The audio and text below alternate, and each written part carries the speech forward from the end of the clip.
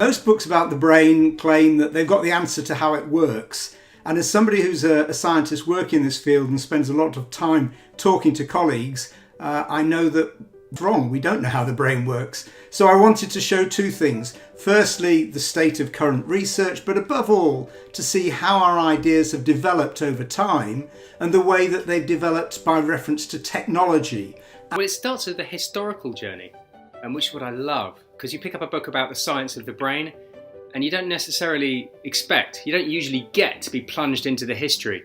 But that's exactly what Matthew Cobb does. And it's so thrilling because he proves that in order to do good science, in order to think successfully and interestingly and originally about the science of anything, and the science of the brain in this case, you have to understand the history, because our very ideas of what science it might be possible to do are formed by the history.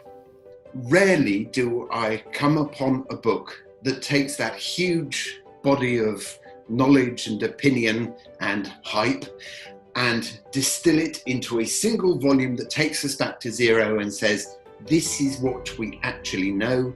These are the questions that are worth asking. These are the scientific sounding statements that actually aren't that scientific. These are the rational statements that actually aren't that rational, and exposes an entire tradition, or multiple traditions in fact, to real intellectual analysis. I went back as far in time as I thought I could. The original drafts of the book went back even further. At the moment I begin with prehistory as it was discovered by anthropologists talking to various indigenous peoples around the world and what they thought about where thought lied and where thought originated. And it became very clear that people's initial view was the one, in fact, that makes an awful lot of sense. That thought is not in the brain at all, but it's in your heart, it's in your organs, it's in your body. And when you get excited, it's your heart that races, not your brain. And indeed, that was a big debate amongst the ancient Greeks as to where thought lay. So basically, I read an awful lot, talked to people, asked people questions about things I didn't know, used Twitter a lot to get answers to things. The book was a gift to review because alongside the thought, there was just an immense wealth of material, the historical material. I mean, the gruesome details of the experiments with galvanism, when in the 19th century, people like Aldini were trying to reanimate, use electricity in a very blunt way to create neural life, was extraordinary, grotesque, compelling in a disturbing way. And what was so clever about it was that you saw through those experiments the parallels with what people are doing now. I mean, when we are measuring the blood flow to different areas of the brain in an fMRI scanner, we really are not peering into the brain.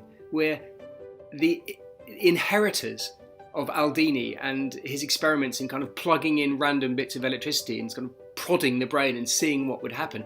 It's a lot more sophisticated. And I'm not suggesting that Cobb is negating all these incredible research that neuroscientists are doing, but nevertheless it does put it in a context, and it has a certain humility that I found really worthwhile.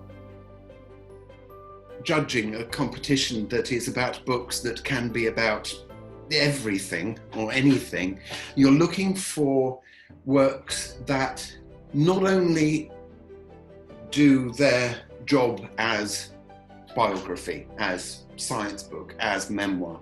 You're looking for books that extend the possibilities of the form in which they're working. And Matthew Cobb's The Idea of the Brain is not just another science book. It's not just another great science book. It actually expands our idea of what a book of popular science can do, which is to take a complex theme, explain what science can bring to the question, but never lose sight of the fact that science is a human activity, and there are many other ways of looking at the world which are just as valuable and just as cogent and just as valid.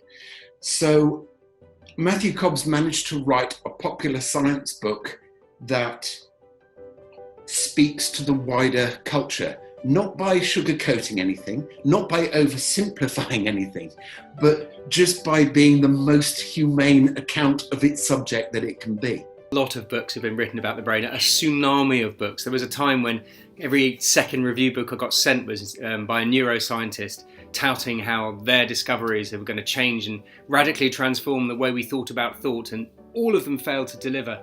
And that's what's so exciting about this book, is Matthew Cobb's skepticism. And it's so refreshing to see someone take the excitement and run with it. I mean, he's not just poo-pooing neuroscience, far from it. You know, he sees the value of it, but he also sees its value in context, and he sees the gap between its claims and its pretensions, its hubris, and what it's actually delivering. And I thought that balanced view was so valuable. Rather than having this morass of conflicting thoughts in my head, I actually have a guide, a sort of Virgil through the hell of neurology, if you like, to take me through what the brain is and is not, and what we can and cannot know about it. So for a reader coming new to the subject, I would imagine it would be even more exciting, because I can tell you it's trustworthy, and that's not easy to do. To compound that amount of information into such a space is an extraordinary feat, if you're going to leave that information even vaguely accurate. And Matthew Cobb has done an extraordinary job of expressing complex thoughts in comprehensible ways and simple ways, and more to the point, exciting ways. It's a gripping book as well. It's something of an intellectual thriller. We talk about SSRIs, drugs that are prescribed by the millions to treat depression and other mental health conditions. He points out that we really have the foggiest idea of how, or indeed if, they work. And that is because we don't really understand the mechanisms that they are working on.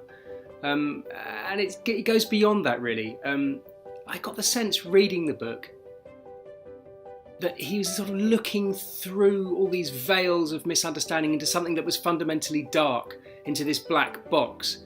But I think that honesty about the darkness, the honesty about the lack of clarity we have when we look inside the brain, was what was so thrilling. So it's skepticism on the one hand, but it's also a kind of proper, due honesty about the limits of knowledge.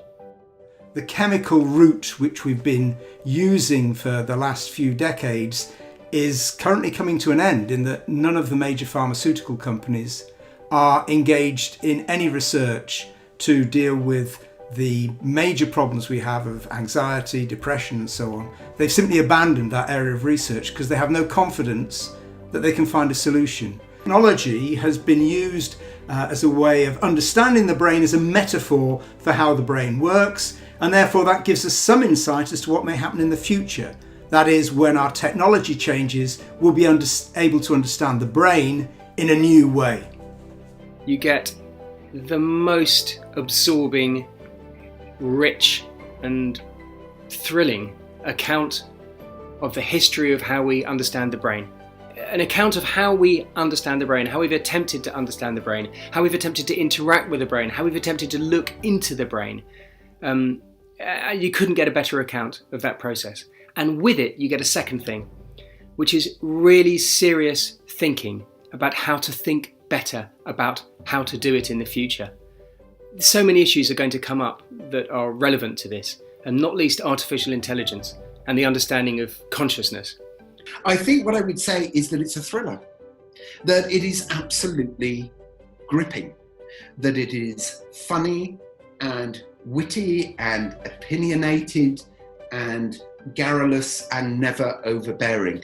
I think trying to, inspire other readers to read it, I would reach for the quality of the prose first, because actually popular scientific literature has many really good writers in it, and we never talk enough about how well they write, about how good they are at actually getting this stuff onto the page. We talk about the information that they describe, but we never talk about them as stylists.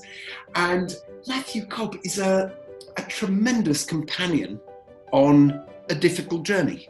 Once upon a time, there was a brilliant but rather odd boy called Walter who lived in Detroit. Walter's working class family thought he was a freak, as did other children. In 1935, aged 12, Walter fled into a public library to escape some bullies. Safely inside, he found himself in front of a copy of Principia Mathematica, a 3-volume work of fearsome mathematical logic written by Bertrand Russell and Alfred North Whitehead. Intrigued and entranced, over the next few weeks, Walter returned repeatedly to the library to study the book, poring over the equations and assimilating its arguments. That story may not be true, but this one is. 3 years later, in 1938, Walter, now aged 15, ran away from home and ended up in Chicago. Somehow, he found his way into the office of Rudolf Carnap, the professor of philosophy at the University of Chicago, who had recently published The Logical Syntax of Language. According to Carnap, Walter said he'd read my book and that a certain paragraph on a certain page was not clear to him, so he took down my copy of the book and opened it at the page in question and carefully read the paragraph. And it was not clear to me either. The boy's name was Walter Pitts, and the stories about him are legion and mainly unverifiable. One account of his life begins, "There are no biographies of Walter Pitts, and any honest discussion of him resists conventional biography." Pitts seems so extraordinary and bizarre that his friend Norman Gershwin said outsiders could think he was the product of some kind of collective delusion.